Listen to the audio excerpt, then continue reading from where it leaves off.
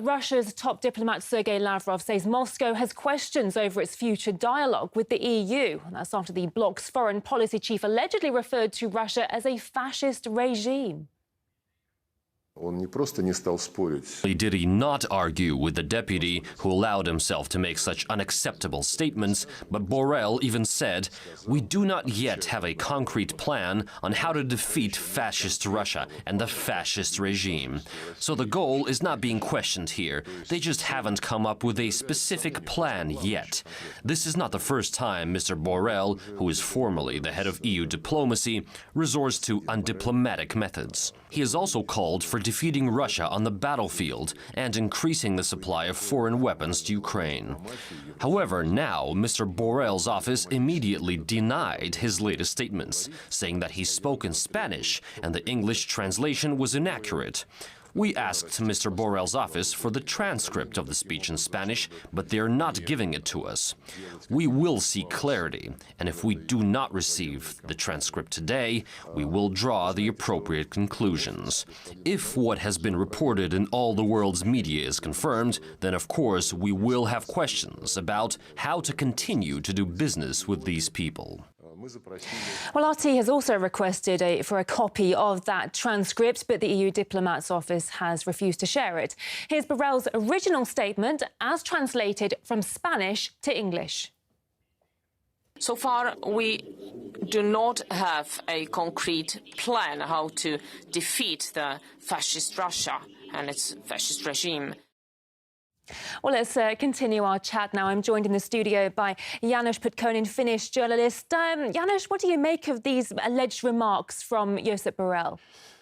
No, they are showing their real faces, and Lavrov is certainly serious about the conclusions what have to be made. The European Union, is it a legal entity whatsoever? We have to make serious question that in what voice, who are they representing with this kind of statements, and what kind of conclusions everybody should do about this kind of... this is not a diplomacy whatsoever. Do you think that Borrell's rhetoric, his tone there, is perhaps just a reflection of this difficult situation that the EU is facing in terms of security and economy right now? They have played hardball against Russia, and they are losing badly. And they cannot stand the consequences of their own actions. And European Union is a totally unconstitutional element in the Western powers. You know, every national constitution is against European Union. It's not a real power. But the pushing power, yes, it pushes the Western countries against Russia. And now when it's failing its narrative, failing its agenda, they are just desperate to level up their attacks. And now they have a two-faced policy. They talk something to their own people, and then they try to play another face to the world community. But what these double standards and double games are showing is the real face of the Western power structure. Well, speaking of desperation, people in Europe, they're being told, you know, tough times are ahead. You might not be able to heat your homes this coming winter. They've got rising inflation, rising energy prices. Even friends of mine in the UK are struggling to pay their bills. Are people in Europe tiring of the conflict in Ukraine because they're having to suffer for it? Certainly. You know, the first and principal work of any government is to secure the livelihood of their people. And that's constitutional demand. And all these unconstitutional and unlawful against international law actions, what the European Union has waged and forced the countries to do, of course, every sensible European Union citizen should do their own assessment that what has happened, where we are heading, and do their own conclusions, because facts are on the table. The people haven't chosen this kind of situation to come. Ukraine hasn't done anything to prevent these events to come. Russia tried to prevent a massacre, a second 14th year massacre in Donbass. You know, the truth is on the table, and I'm sure that when the cold comes now, and the real problems, and I'm very worried about the people of Finland as well, because they will not cope with it. This situation comes way too fast, way too strongly, and there is no medicine. You need to send people to Moscow to figure these things out. Yeah, regardless of how the people are actually feeling. Some European leaders, like the German Chancellor Olaf Scholz, for example, they're saying they're ready to support Ukraine until the end. What does that mean? Unfortunately, you are talking about the Third World War. How they can demand such kind of things. It's what I think, this kind of, it's a madness going on.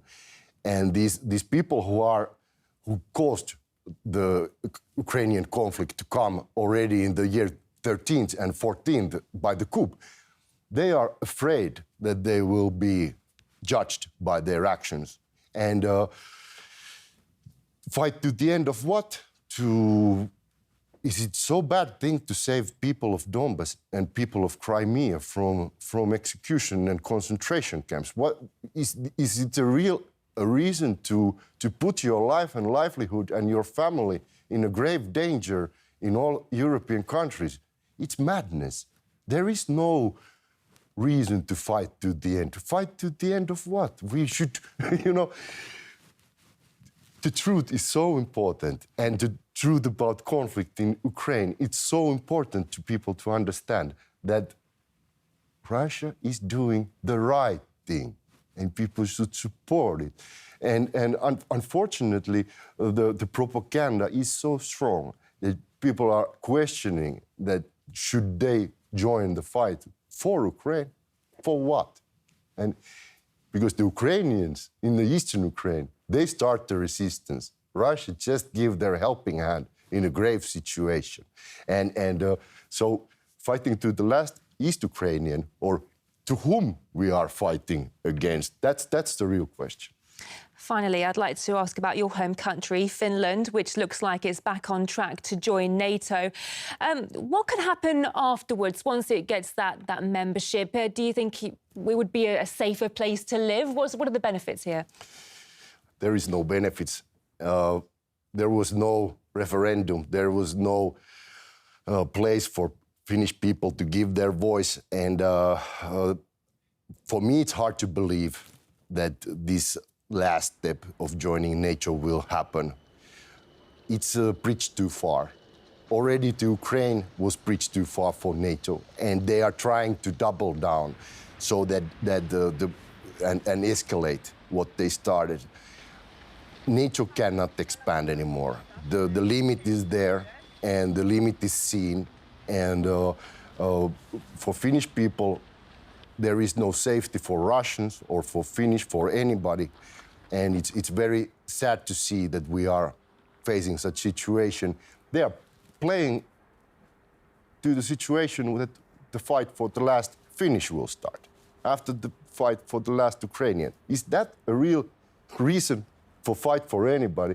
You know, this Western power structure, USA and European Union, they are playing this game to fight for the last stand, but who is the last stand? Is it the people of Donbass? Is it the people of Finland? Certainly it's not them who are in the front line.